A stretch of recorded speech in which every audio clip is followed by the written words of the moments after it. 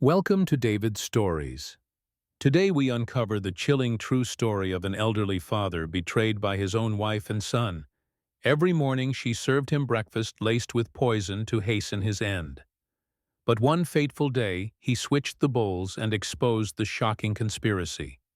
Subscribe and hit the bell for weekly gripping tales of family secrets and revenge. Share your thoughts below. Let's begin. I've always been a man of routine. At 78, the days blur together like the pages of an old book you've read too many times, but some rituals remain sacred. Every morning without fail, my wife Elena would rise before me.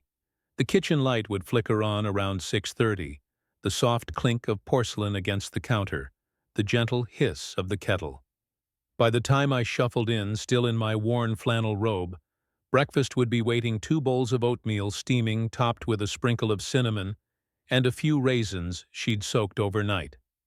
Mine always had the larger portion. She insisted I needed the strength.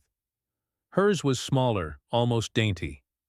She'd place my bowl in front of me with that quiet smile, the one that never quite reached her eyes anymore, and say, "Eat while it's hot, dear." I would nod, thank her, and we'd sit in near silence. The only sounds the scrape of spoons and the distant hum of the refrigerator. For 43 years this was our morning. The house had once echoed with children's laughter, our son Victor, born when I was 35, and later our daughter Clara, who passed at 16 from leukemia. After Clara, the silence grew heavier. Victor moved out at 22, chasing a career in finance that took him to the city and then abroad. He came back 5 years ago, married to a woman named Sophia, and they settled in the guest house on our property. Elena called it convenient. I called it an invasion. But the breakfast ritual never changed. Even as Victor's visits became rarer, even as Sophia's smiles turned sharp and her words grew clipped, Elena kept serving me my oatmeal.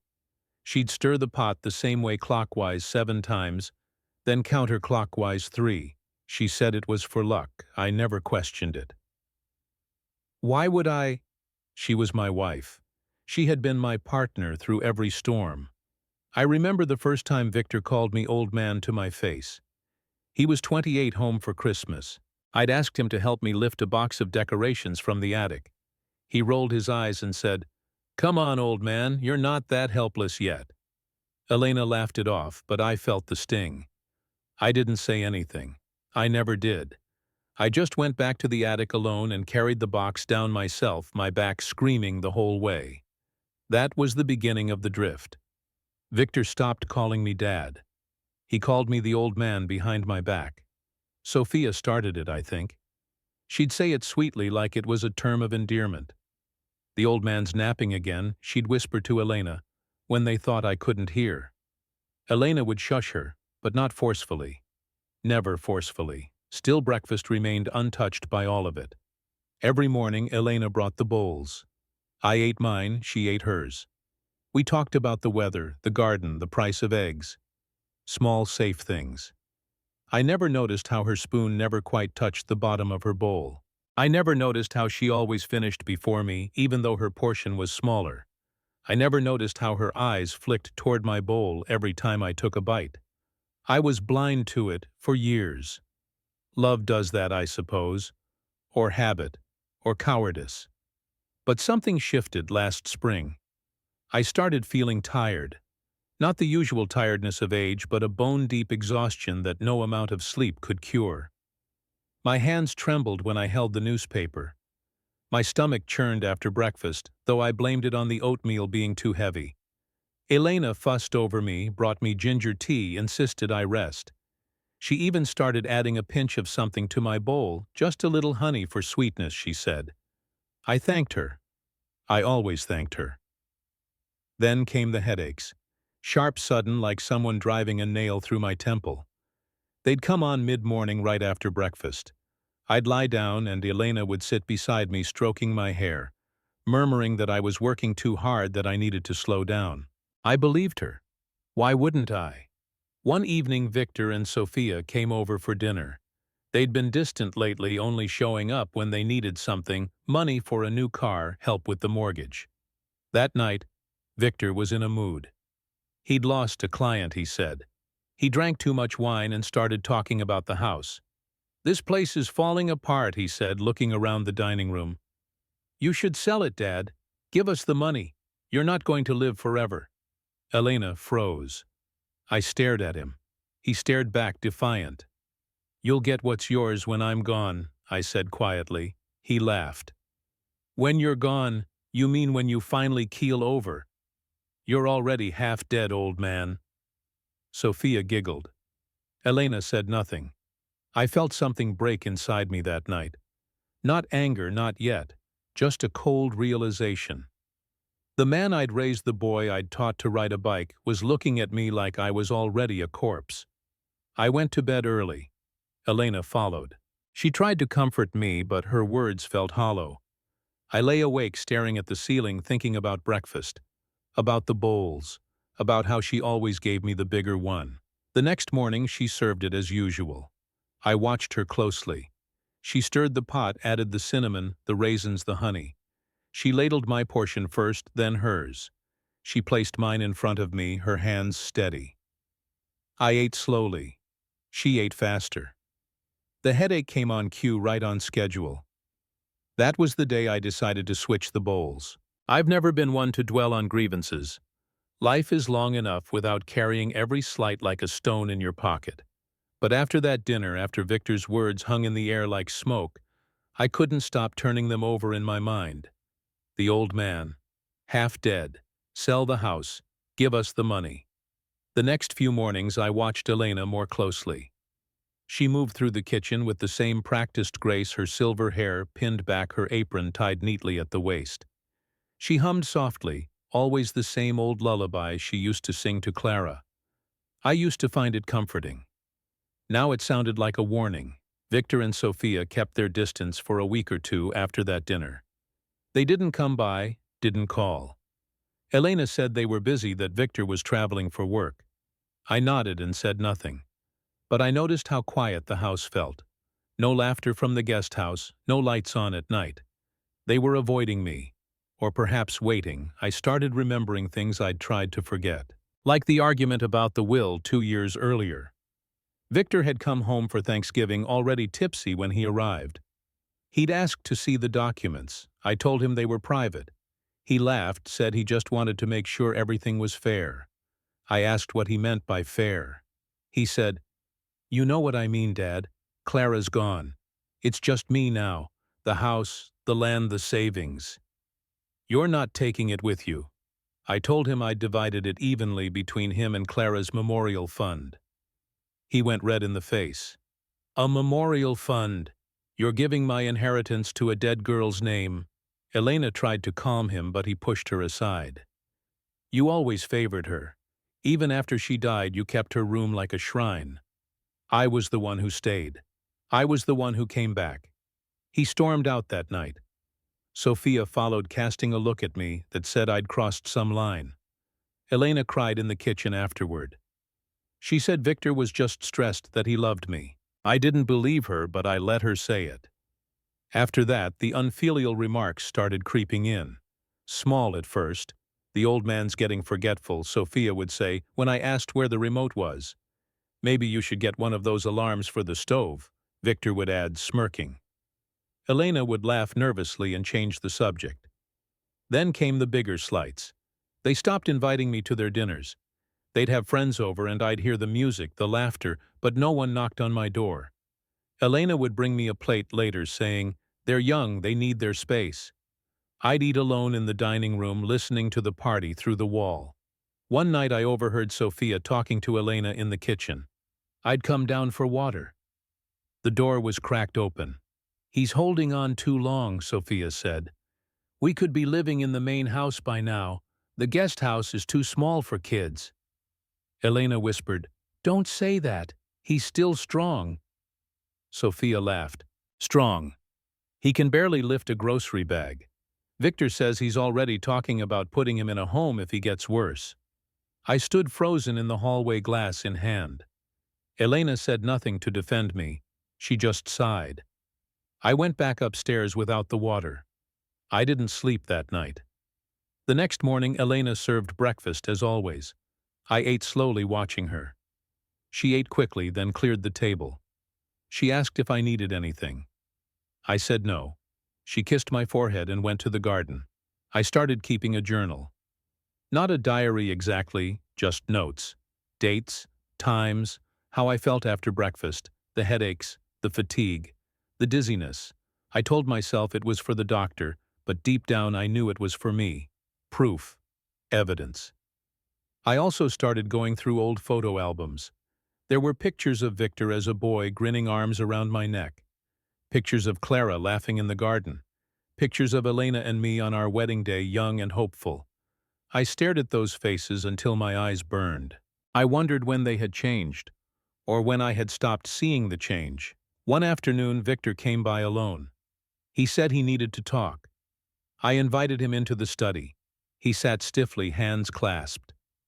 "Dad," he said, "I think it's time we discussed the future." I asked what he meant. "The house, the land. You're not getting younger. Mom can't keep taking care of you forever. Sophia and I were thinking of starting a family. We need space."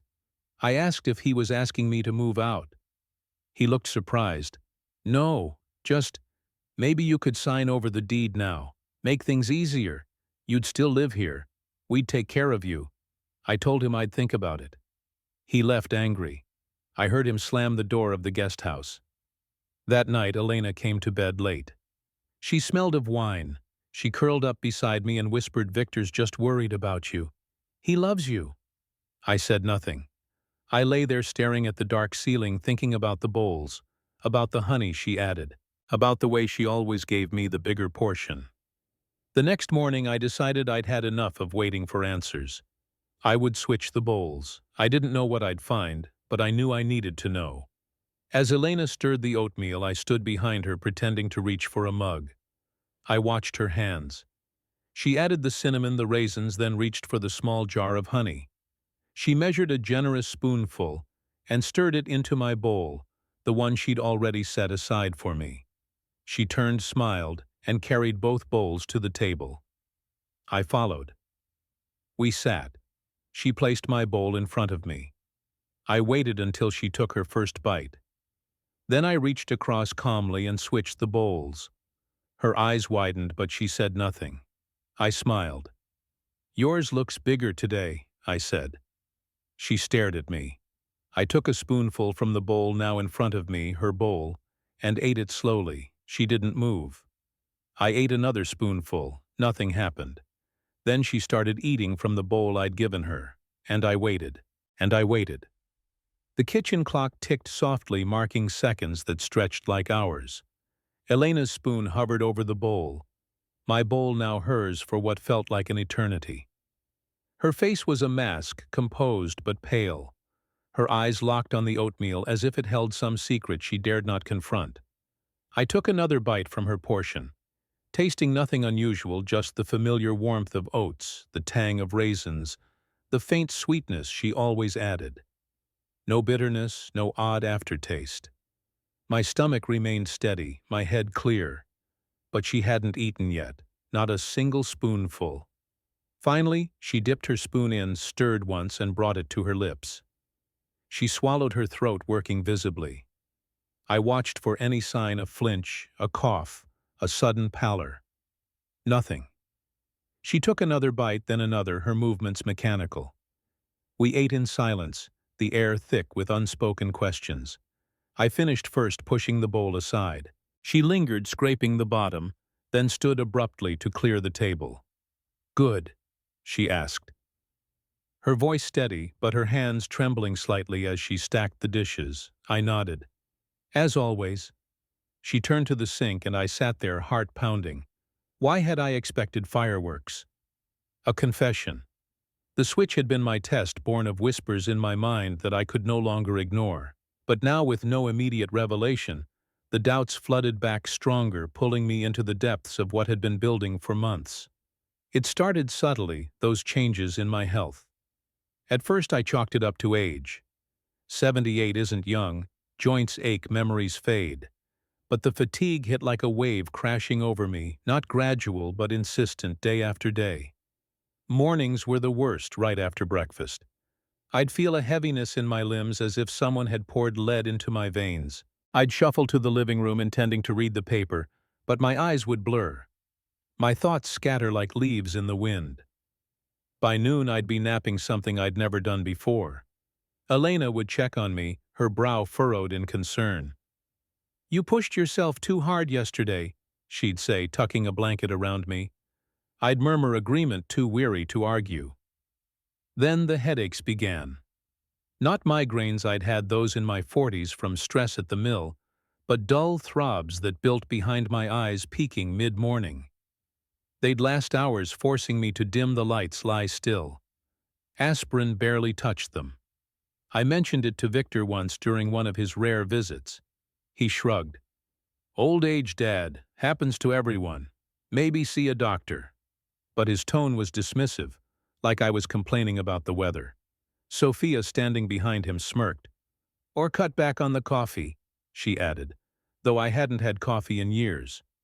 I did see a doctor quietly without telling Elena, Dr. Harlan, who'd treated our family for decades. He ran tests, blood work, and EKG. "Nothing obvious," he said, peering over his glasses. "Cholesterol's a bit high, but that's expected. Maybe stress. How's the family?" I hesitated. "Fine," I lied. "Victor's doing well. He prescribed vitamins, suggested more exercise. I followed his advice, walking the property each afternoon, but the symptoms persisted. And always after breakfast. That's when I started questioning the consistency of our meals. The oatmeal looked the same every day, smelled the same. But was it Elena prepared it alone, her back to me, as I entered the kitchen? She'd stir in the extras, the cinnamon, the raisins, that pinch of honey.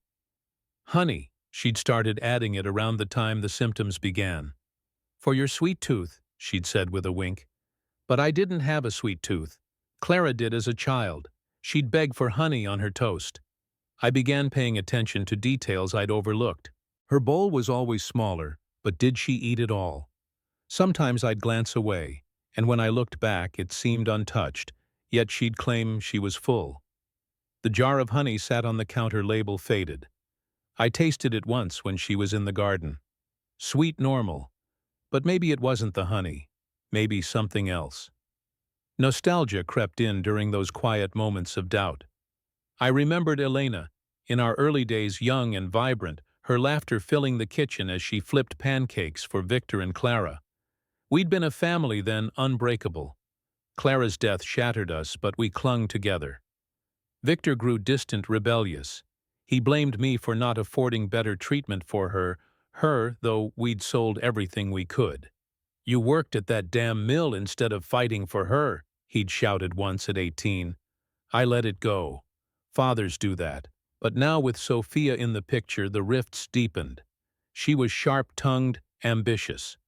Victor changed around her, more demanding, less patient. They'd whisper in the guest house, lights on late. I caught fragments. "The old man's stubborn. Inheritance. Wait much longer." Elena defended them, but her defenses grew weaker. "They're just planning for the future," she'd say.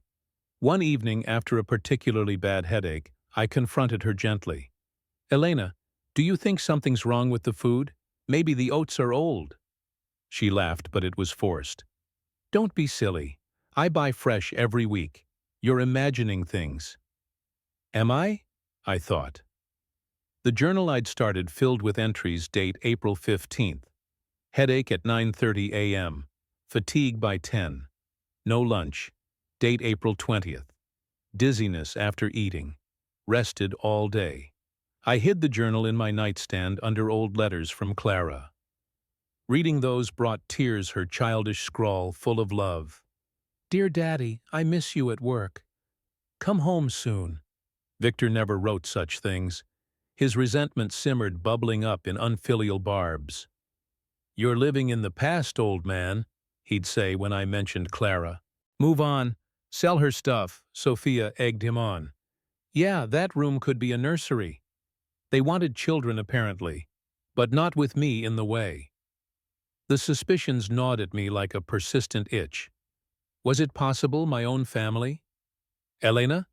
No, I told myself. But the questions piled up. Why did she always serve me first?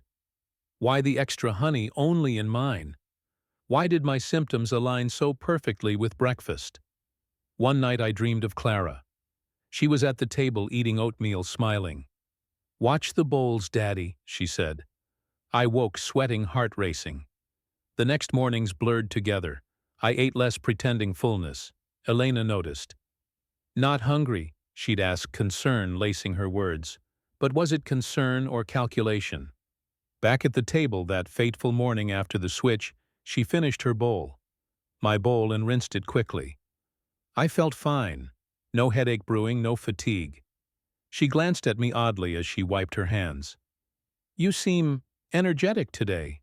I smiled thinly. "Maybe it's the oats." She nodded, but her eyes darted away.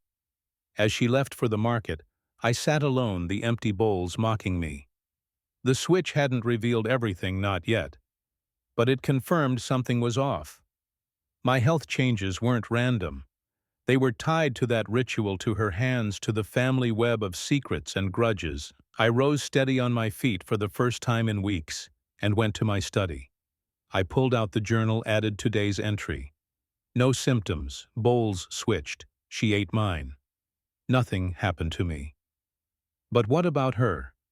Would she feel it?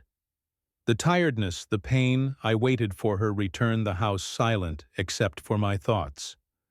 The drama was unfolding, slow and insidious, like poison seeping through cracks. Victor would come by later, no doubt. Sophia, too. Their faces, their words, they all fit now, pieces of a puzzle I'd been too trusting to assemble. Nostalgia hit again as I flipped through old photos on the desk. Victor as a toddler, clinging to my leg. Elena, pregnant with Clara, glowing. How had we come to this complex, tangled relationships woven with love and betrayal? I loved them still, but the suspicions armored me. By afternoon, Elena returned looking flushed. "Headache," she muttered, lying down. I brought her tea, stroking her hair as she had mine. "Rest," I said softly. Inside my mind raced. The consistency of the breakfast's the key. I'd question more, dig deeper. The truth was there, buried in the daily ritual, waiting to shock us all. The afternoon dragged on in heavy silence.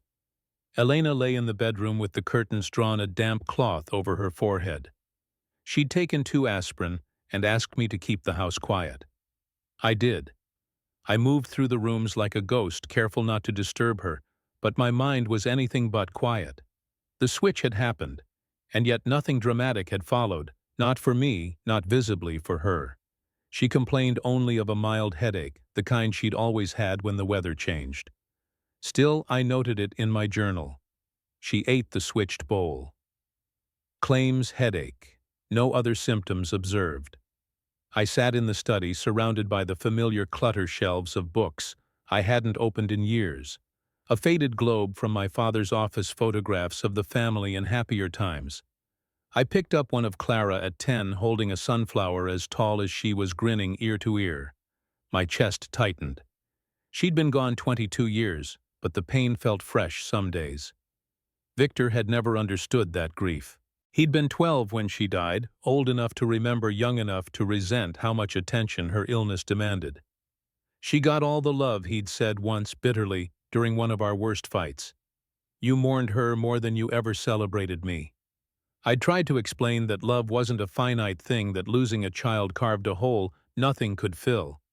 But he'd walked out, slamming the door. Lena had cried that night too, saying I was too hard on him. Maybe I was. Maybe I still am. The buried conflicts with Victor went deeper than inheritance. They went back to childhood. He'd always been competitive, first in school, first on the soccer field, first to tell me about his accomplishments. I praised him, but perhaps not enough. When Clara was sick, the focus shifted. I spent nights at the hospital, days at work to pay the bills. Elena stayed with Clara. Victor was left with neighbors or alone. He never complained then, but he never forgot either. Years later, when he was in college, he'd throw it in my face. "You were never there for me. You were always with her." I'd apologized over and over. He'd accept it, then bring it up again months later.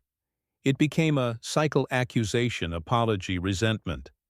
Even after he graduated and started his career, he'd call asking for help with rent, with car payments, with loans. I gave when I could. He never said thank you. Instead, he'd say, "This is the least you can do." Sophia changed things. She came into his life like a spark to dry tinder, beautiful, ambitious, sharp. She saw opportunity where Victor saw only obligation. "Your father's sitting on a fortune," she'd say within earshot. "Why should we struggle while he hoards everything?" Elena would shush her, but not strongly. Victor would laugh, embarrassed, but never correct her. The arguments over the inheritance grew louder. 2 years ago, Victor brought a lawyer to the house, unannounced. He sat in the living room, briefcase open, papers spread out. "We're just drafting a living will," he said, "to make things easier when the time comes." I stared at him. "When the time comes," Elena looked horrified. "Victor, this isn't the time." But he pressed on. The lawyer explained terms: power of attorney, medical directives, asset distribution. Victor wanted control. He wanted to decide when I was no longer competent. He wanted the house, the land, the savings, all in trust for him and Sophia. I refused. Politely at first, then firmly. He left angry, calling me selfish, stubborn, out of touch. After that, the distance widened. He stopped coming for holidays unless Sophia dragged him. Elena visited them in the guest house, but I stayed away. The main house felt like a fortress, the guest house a foreign country. One night, months later, I overheard them again. Voices raised through the thin walls. "He's never going to sign," Victor said. "He's going to cling to every penny until he's gone." Sophia's voice cold. "Then maybe he needs help. Letting go." Elena's reply was too soft to hear, but it sounded like pleading. I stood in the hallway, heart hammering. Help letting go. The words echoed. Was that when the suspicions truly took root? Or had they been there longer, waiting for a spark? The headaches continued. The fatigue deepened. I started eating less of the oatmeal, pushing it around the bowl, claiming I wasn't hungry. Elena watched me closely. "You need to eat," she'd say. "It's good for you." She'd even spoon-feed me sometimes like I was a child. I let her, but only a few bites. I began researching, quietly. Online late at night when she slept. I read about poisons that caused fatigue, headaches, tremors. Slow-acting ones that could be hidden in food. My symptoms matched several: lead, arsenic, certain medications. But how? The honey. The oats themselves. I ordered a small home testing kit for heavy metals, disguised as a gift for the garden. When it arrived, I tested the honey jar. Negative. The cinnamon, nothing. The raisins, clean. I tested the oatmeal packets. Normal. Then I tested the empty bowl after breakfast one morning, swabbing the residue. The kit showed trace amounts of something faint but there. A sedative. A tranquilizer. The test wasn't specific enough. I needed more. That's when I started saving samples. I hid small amounts of the oatmeal in a Tupperware in the back of the fridge, labeled as leftovers. I marked dates. I waited for the day I'd have enough to send to a lab. But the switch had been my first real move. And today, she'd eaten it. If there was something in my bowl, she'd feel it now. Or soon. I checked on her. She was asleep, breathing steadily. I sat on the edge of the bed, watching her face. The woman I'd loved for 43 years. The woman who'd nursed me through pneumonia, who'd held me when Clara died, who'd promised forever. Could she? Would she? I thought of the long-buried conflicts, the scars we'd never spoken of.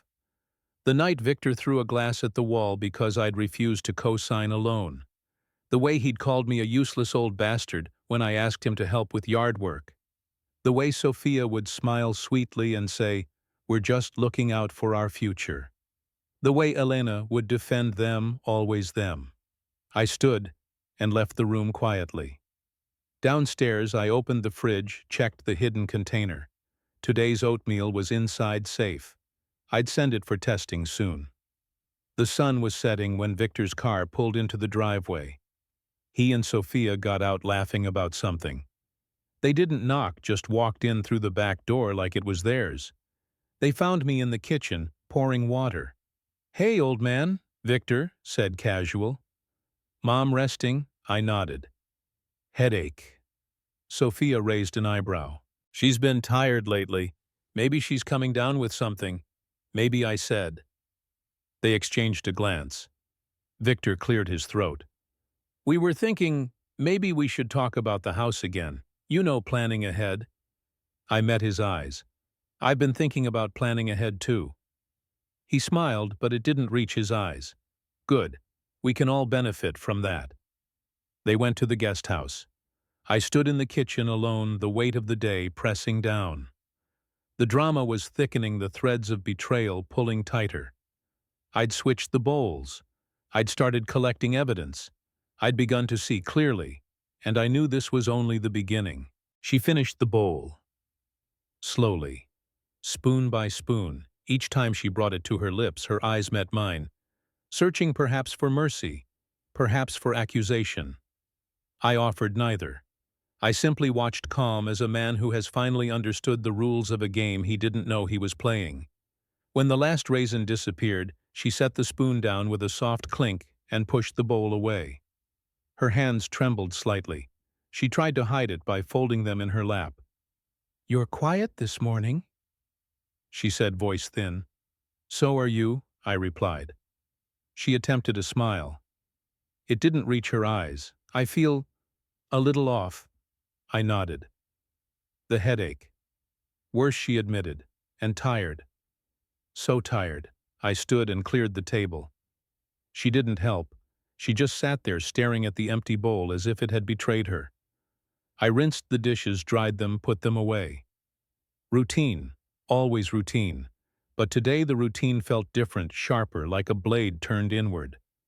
I returned to the table. "Elena," I said gently, "do you remember when we first moved into this house?"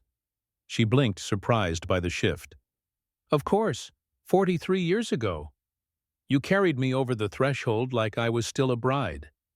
I smiled faintly. "You laughed the whole time, said I'd drop you. I knew you wouldn't." Her voice softened. "You never did." We sat in the quiet for a moment, the memory hanging between us like smoke. Nostalgia is a cruel companion. It warms you just enough to remind you of what's been lost. "I loved this house from the first day," I continued. "The way the light comes through the kitchen window in the morning, the creak of the stairs, the garden you planted every year more beautiful than the last." She looked down. "It's still beautiful." "It is," I agreed.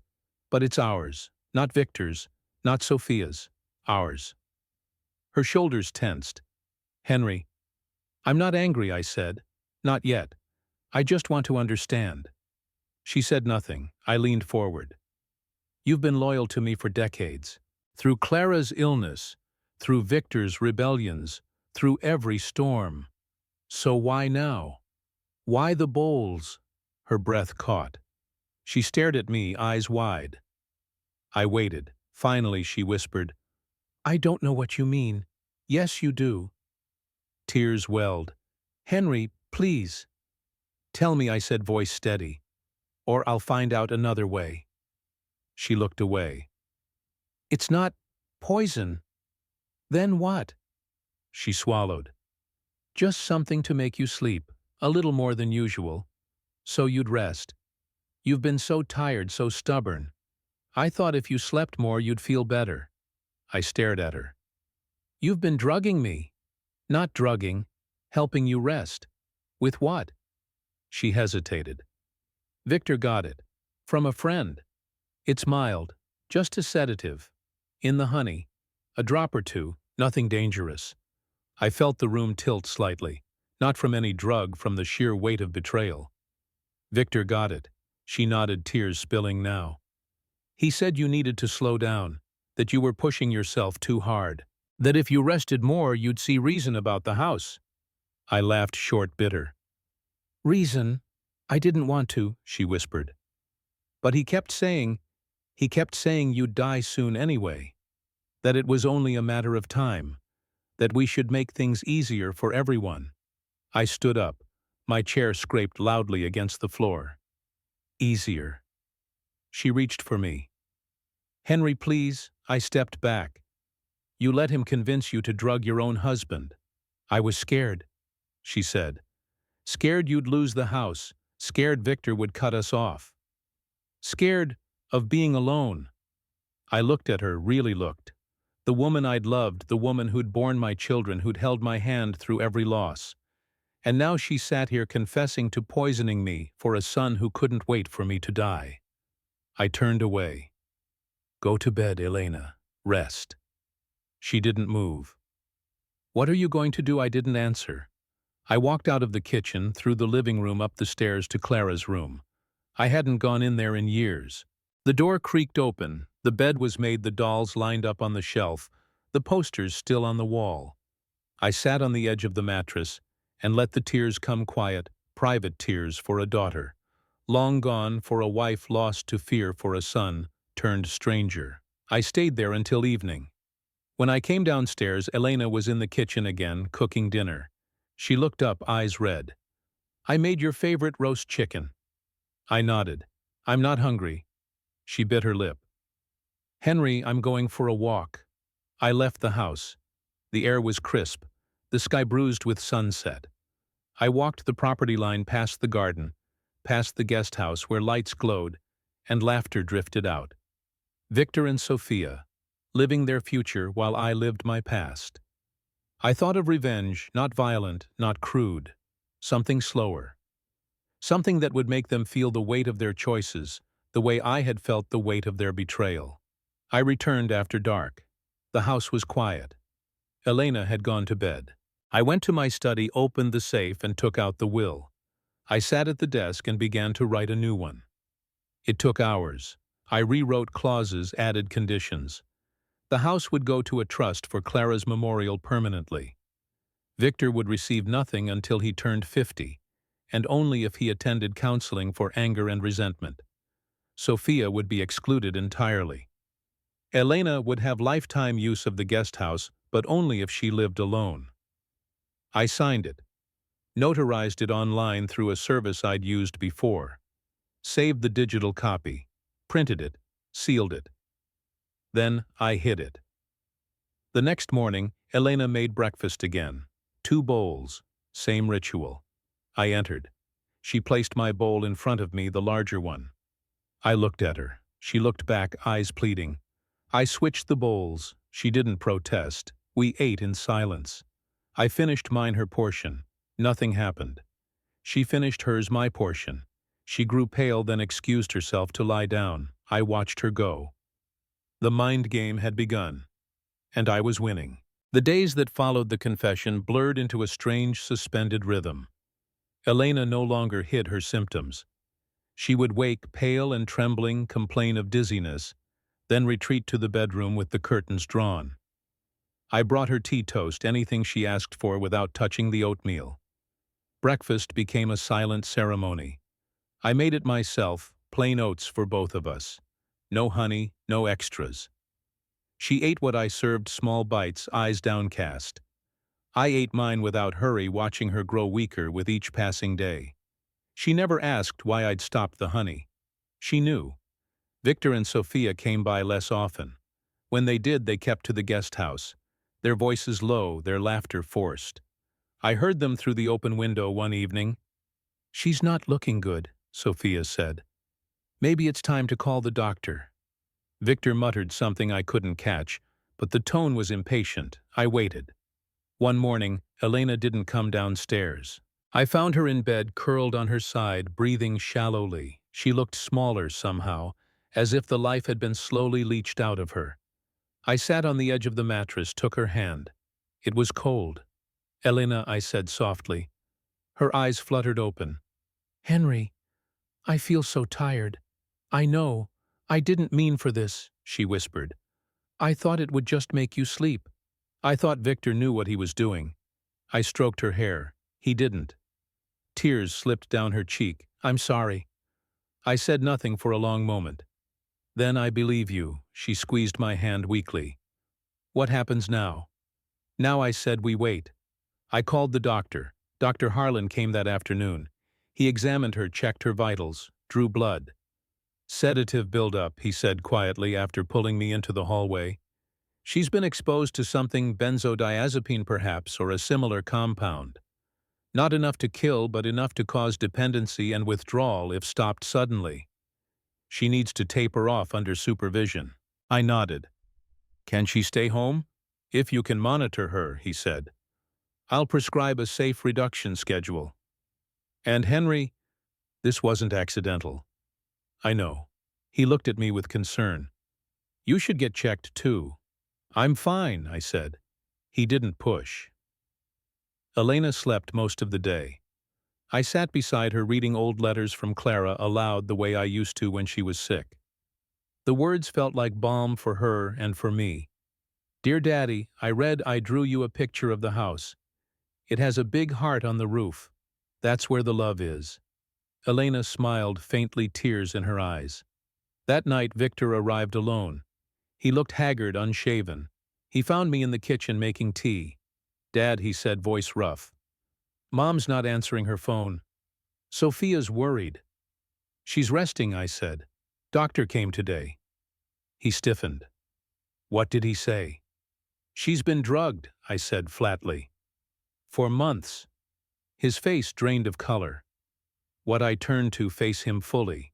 The honey. The sedative.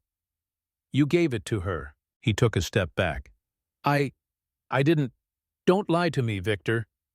He looked away, jaw working. It was just to calm you down. You were so stubborn about the house. I thought if you slept more, you'd be reasonable. Reasonable? I repeated. You wanted me dead.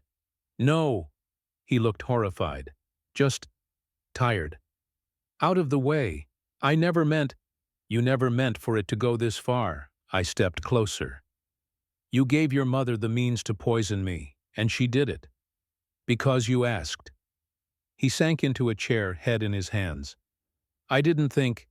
I thought she'd just give you a little. Make you drowsy. I didn't know she'd keep doing it. I stared at him. The man I'd raised. The boy who once cried when I left for work. Now he sat here broken, realizing the depth of his own betrayal. Get out, I said.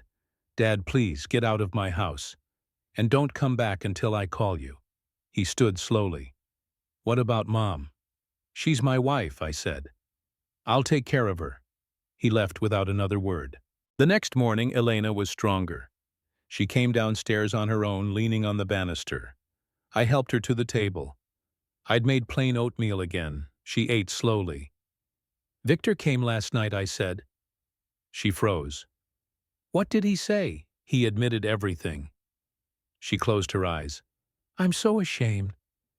I reached across the table and took her hand. We'll get through this. She looked at me, tears streaming. How can you forgive me? I haven't yet, I said honestly. But I'm not leaving you. She cried, then quiet, wrenching sobs. I held her the way I had when Clara died, when the world felt too heavy to bear. The revenge was unfolding, but not the way I'd imagined. It wasn't loud or violent. It was quiet, inevitable. Victor's plan had collapsed under its own weight. Elena's loyalty had been tested and found wanting, but not destroyed. And I had discovered the truth without losing myself. I helped her back to bed. She slept deeply peacefully for the first time in weeks. Downstairs, I opened my desk drawer and took out the new will. I read it again, the clauses, the conditions. Then I tore it up, slowly, piece by piece. I wasn't ready to cut them off entirely. Not yet, but I would make them wait. Make them earn back what they had tried to steal. I burned the scraps in the fireplace and watched the flames consume them. The game wasn't over. It had only just begun. The revelation settled over the house like a heavy fog. Elena's confession had cracked something open, trust, perhaps, or the illusion of it. She moved through the days with the caution of someone walking on thin ice, always glancing at me as if waiting for the punishment to fall. I gave her none. Not yet. Instead, I watched. I observed the slow unraveling of the woman who had once been my anchor. She tapered the sedatives as Dr. Harlan instructed. The first week was the worst. She shook sweat through her nightgowns, woke crying out in the dark. I held her through the nights, whispering the same words she'd once used on me. "It's just the body adjusting. It'll pass." She clung to me, sobbing apologies into my chest. I let her. Forgiveness wasn't mine to withhold forever, but it wasn't mine to grant cheaply either. Victor stayed away for 10 days. Then he came alone at dusk. He stood on the porch, hat in hand, looking like a boy caught stealing. I let him in. He didn't sit. He paced the living room, eyes on the floor. "I'm sorry," he said finally. The words sounded rehearsed. "For what I asked. Everything. Be specific." He swallowed. "For the honey. For pushing Mom. For wanting you gone." I nodded slowly. "And Sophia." He hesitated. She encouraged it. But it was my idea, my responsibility. I studied him. The man who had once begged me to teach him to drive, who had cried at his wedding when I walked him down the aisle. Now he stood here diminished. "You wanted the house," I said. "Yes, you wanted me out of the way." He nodded, eyes wet. I thought if you were tired you'd see reason. Sign things over. I didn't think it would go this far. You didn't think I repeated. That's the problem." He looked up. "What now?" "Now you leave," I said. "And you don't come back until I say." "Dad, you don't get to call me that right now." He flinched. "I'll do anything. Therapy. Whatever you want." I considered it. "Maybe later. For now, go." He left without argument. The door closed softly behind him. The next morning, Elena made breakfast again. Plain oatmeal, no honey. She served both bowls equal portions. I ate mine. She ate hers. We spoke little. The silence between us was no longer hostile. It was healing, fragile. I began to plan, not revenge in the violent sense, not the kind that leaves blood, the kind that leaves scars on the soul, the kind that makes them understand the cost of betrayal. First, I contacted my lawyer, quietly. I updated the will not to disinherit them entirely, but to protect what mattered. The house would remain Elena's for life. After that, it would go into a trust for Clara's Memorial Foundation, with Victor as executor only if he completed 5 years of documented counseling and showed genuine remorse. If not, it would go to charity. The savings would be split, but only after a mandatory waiting period. Sophia would receive nothing directly. Any inheritance through Victor would be held until their marriage ended or she passed. I didn't tell Elena. Not yet. I also began documenting everything. I kept the journal now in plain sight on my desk. Dates, times, conversations, Elena's symptoms, Victor's admissions, the doctor's notes. It wasn't for blackmail. It was for protection. If they ever tried again, I'd have proof. Weeks passed. Elena grew stronger. The tremors faded. Color returned to her cheeks. She began gardening again, tending the roses Clara had loved. I joined her sometimes, kneeling beside her in the dirt. We spoke of small things, the weather, the birds, memories. Never the betrayal. Not yet. One afternoon she found the journal. She opened it, read a few pages, then closed it gently and placed it back. "I deserve whatever you decide," she said. I took her hand. "I haven't decided." She looked at me with eyes full of regret. "I betrayed you. My husband. The man I promised to love." "You were scared," I said, "of losing him, of being alone. I should have chosen you." "Yes," I said simply. She cried again. I held her. Victor called. I let it go to voicemail. He left messages, apologies, promises. I listened, but I didn't return them. Sophia tried once. She came to the door, mascara running, claiming she was concerned about Elena. I told her Elena was resting and closed the door. The mind game continued, subtle but relentless. I invited the lawyer to the house for tea. He arrived with papers. I left them on the dining room table, visible. Elena saw them. She said nothing. I began taking walks past the guest house in the evenings, slowly, deliberately. I'd pause, look at the windows, then continue. They knew I was watching. One night I heard them arguing through the open window. "She's getting better," Sophia hissed. "He's not going to sign anything." "Then we wait," Victor said. "For what?" "He's changing the will. I saw the lawyer's car. We'll figure it out." I walked away, smiling into the dark. The revenge wasn't about destruction. It was about patience. About letting them feel the slow erosion of their certainty.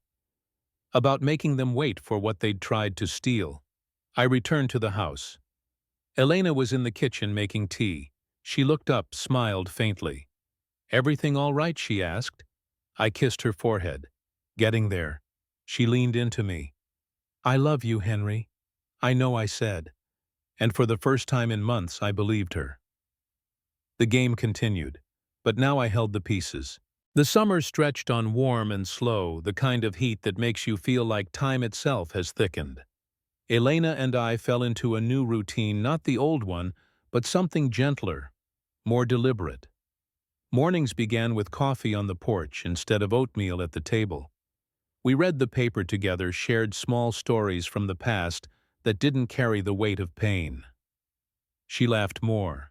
I listened more. The silence between us was no longer filled with suspicion. Victor started therapy as promised. He sent weekly updates, short emails, nothing dramatic. Week 3. Talking about anger. "It's hard." Week 5. Realized I blamed you for things that weren't your fault. I read them, replied once, "Keep going." No warmth, no rejection. Just acknowledgement. Sophia stayed away. I heard through the grapevine town gossip, mostly that she and Victor were fighting. Loudly. Often. The guest house lights went off early now, no parties, no guests. I didn't gloat. I simply noted it. One afternoon in late July, Elena came to me in the study. She held a small box, the kind jewelry comes in. She set it on the desk. "This was in the attic," she said. "Clara's things. I thought you might want to see." I opened it. Inside was a thin silver bracelet, engraved with a tiny heart. Clara had worn it every day until the hospital. I'd forgotten it existed. Elena sat beside me. "She loved you so much." I touched the bracelet, cool against my fingers. "She loved you too." We sat there holding the past between us. No words needed. The grief was still there, but it had softened, become something we could share instead of something that divided us. That evening Victor called. Elena answered. I listened from the doorway. He sounded tired. "Mom, I'm thinking of leaving Sophia." Elena glanced at me. "Why? She's not happy. Neither am I. She keeps talking about the house, about money. I don't want that anymore." Elena's voice was steady. "What do you want?" "I want to be better. For you. For Dad. For me." She looked at me again. I nodded slightly. "Then do it, mad," she said. "But do it honestly. No shortcuts." He was quiet for a moment. "I'm filing for divorce tomorrow." Elena closed her eyes. "I'm proud of you." He laughed, a small, broken sound. "I don't deserve that yet." "You're trying," she said. "That's enough for now." After the call, Elena turned to me. "He's leaving her." I nodded. "I heard. Do you believe him?"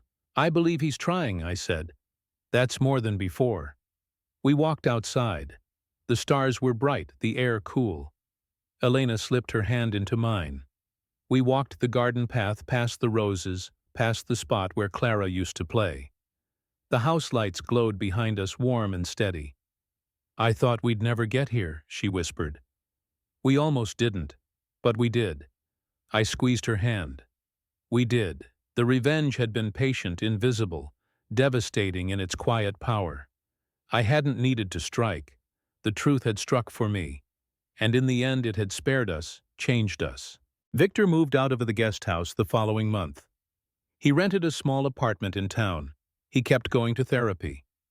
He called once a week. Elena answered. Sometimes I listened. Sometimes I joined the call. I didn't forgive him yet. But I listened. One evening in October he came to the door. He looked different, clean-shaven eyes clear. He held a small package. "Dad," he said. "Mom, I wanted to give you this. It was a framed photograph, Clara, Victor, and me at the lake when he was 8. We were laughing, arms around each other.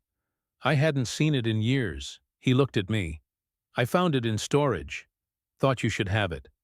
I took it. My throat tightened. "Thank you." He nodded. "I'm not asking to come back.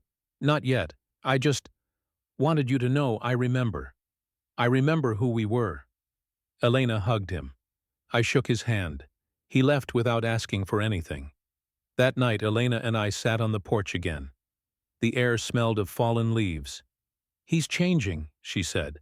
Maybe, I replied. "Do you think we can ever be whole again?" I looked at the house, at the garden, at the life we'd built. "We're not the same, but we're here, together."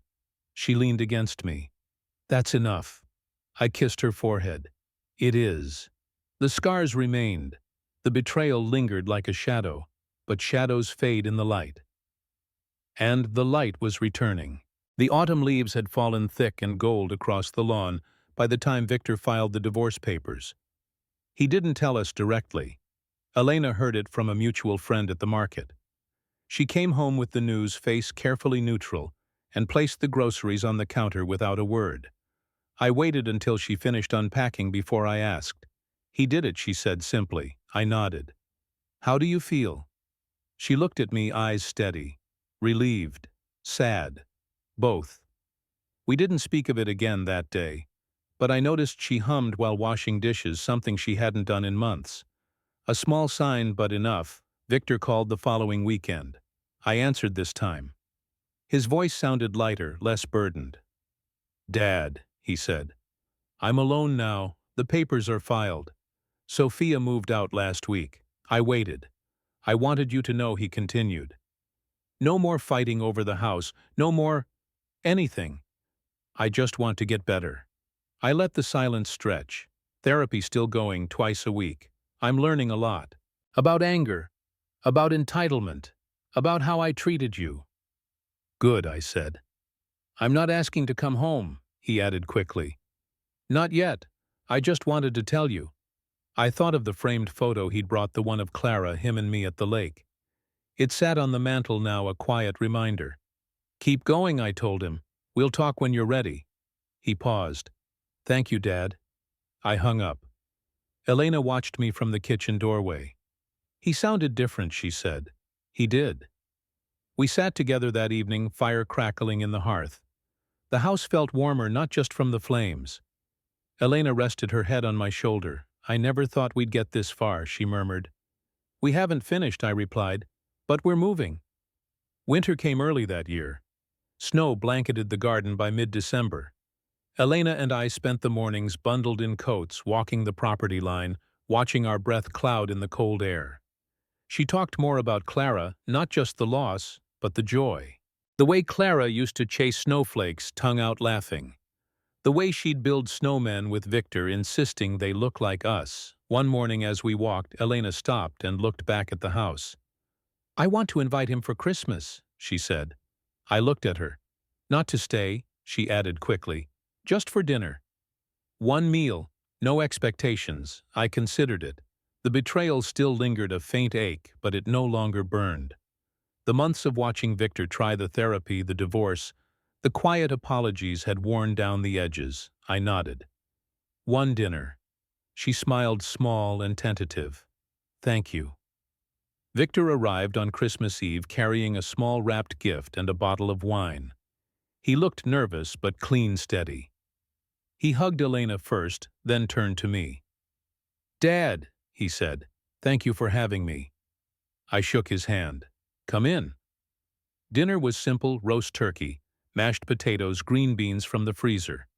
Elena had baked apple pie. We ate in the dining room, candles flickering. The conversation stayed light. Weather, town news, nothing heavy. After dessert, Victor cleared his throat. "I have something to say." We waited. "I know I can't undo what I did," he began. "I poisoned the trust in this family. I hurt you both. I'm not asking for forgiveness tonight. I just want you to know I'm sorry." Truly, and I'm working every day to be someone you can be proud of again." Elena's eyes filled. I felt the old wound stir, but it didn't bleed. I looked at him. "It's a start." He nodded, tears in his eyes. We exchanged small gifts afterward. Victor gave Elena a new set of gardening gloves and me a book of old photographs he'd digitized, family pictures from the early years. I gave him nothing physical. I simply said, "Keep coming back." He left after midnight, hugging us both. "Merry Christmas," he said. We watched his car disappear down the snowy drive. Elena closed the door and turned to me. "That was good," she whispered. It was. We stood in the quiet house, snow falling outside the windows. The tree lights glowed softly. For the first time in years, the house felt full, not of people but of possibility. The revenge had ended long ago. What remained was something harder but truer: rebuilding. And we were doing it one careful step at a time. The years slipped by like pages in a well-worn book, each one turning more gently than the last. By the time Victor turned 40, the guest house stood empty most days, used only when he came to visit on weekends or holidays. He had remarried a quiet woman named Laura, a teacher from the local school, kind-eyed and steady. They had a daughter, little Emma, who called me Grandpa with the easy trust of a child who had never known betrayal. Elena and I watched Emma toddle across the lawn, chasing butterflies, her laughter ringing through the garden. Elena would scoop her up, press kisses to her cheeks, and whisper stories about Clara, how she used to do the same, how she'd have loved this little girl. Victor stood nearby, arms folded, a small smile on his face. He no longer looked like the angry young man who had once stood in my study demanding what wasn't his. Time and effort had softened the edges. One afternoon in late summer, as the cicadas hummed in the trees, Victor asked to speak with me alone. We walked the property line the way Elena and I used to. He stopped by the old oak where Clara had carved her initials as a child. "Dad," he said, "I've been thinking about the will." I tensed. Old instincts die hard. He raised a hand. "Not to change it. I don't want to fight anymore. I just want to say thank you for giving me a chance to prove myself, for not cutting me off when I deserved it." I looked at the initials in the bark, faded now, but still there. "You earned it," I said. He nodded. "I know what I almost did. I see it every time I look at Emma. I think about what kind of father I could have been if I hadn't stopped myself." "You stopped yourself," I said. "That's what matters." We walked on in silence for a while. Then he spoke again, voice low. "I'm not asking for the house. Laura and I bought a place in town. 3 bedrooms, big backyard. It's enough." I glanced at him. "You're happy." He smiled, real unforced. "Yeah, I am." I stopped walking. "Then that's all I ever wanted." He looked at me, eyes shining. "I love you, Dad." I swallowed the lump in my throat. "I love you too, son." We returned to the house. Emma ran to us, arms wide. Victor scooped her up. Elena watched from the porch, tears in her eyes, but smiling. That evening we sat around the dinner table, me, Elena, Victor, Laura, Emma. The room filled with chatter and laughter, the clink of silverware, the warmth of a family that had been torn and stitched back together, stronger in the mending. After dessert, Emma climbed into my lap and asked me to tell her a story. I told her about Clara, about how she loved honey on her toast, how she danced in the garden, how she loved her big brother more than anything. Emma listened, wide-eyed. When I finished, she hugged me tight. "I love you, Grandpa." I held her close. "I love you too, sweetheart." Later, when everyone had gone to bed, Elena and I sat on the porch swing. The night was cool, stars bright overhead. "She's beautiful," Elena said. "She is. Victor's a good father," he learned. She rested her head on my shoulder. "We all did." I kissed her hair. "We did." The long-buried conflicts had surfaced, scarred us deeply, but the scars had healed into something stronger than the original skin. The revenge had been silent, patient, and in the end it had not destroyed, it had redeemed. I looked out at the dark garden, the house lights glowing behind us, the place where we had built a life, broken it, and built it again. and for the first time in decades, I felt peace. The house grew quieter as the years deepened. Emma turned 10, then 12, then 16. Each birthday, marked with cake on the dining table and laughter that filled every corner. She had Clara's curiosity and Victor's determination, a blend that made Elena and me smile in ways we hadn't thought possible anymore. She'd sit with me on the porch asking questions about the old days, about the mill where I worked, about the garden Clara loved. I told her stories carefully edited, no mention of the bowls, the honey, the dark months, when the family nearly broke. Some truths are better left for later when the heart is strong enough to carry them. Victor and Laura moved into a bigger home on the edge of town, but they never missed a Sunday dinner. The guest house remained empty, a silent reminder of what had been. Victor had long since stopped asking about the inheritance. Instead, he helped with repairs, planted new trees in the yard, and spent hours teaching Emma how to fish in the creek behind the property, the same creek where he and Clara used to play. One winter, when Emma was 17 and applying to colleges, she came to me with a question I had dreaded for years. "Grandpa," she said, sitting beside me on the porch swing, "why don't you and Grandma ever talk about what happened with Uncle Victor and Aunt Sophia?" I looked at her. She was old enough now, sharp-eyed, thoughtful, ready for more than fairy tales. I took a slow breath. Because some stories hurt to tell. She waited.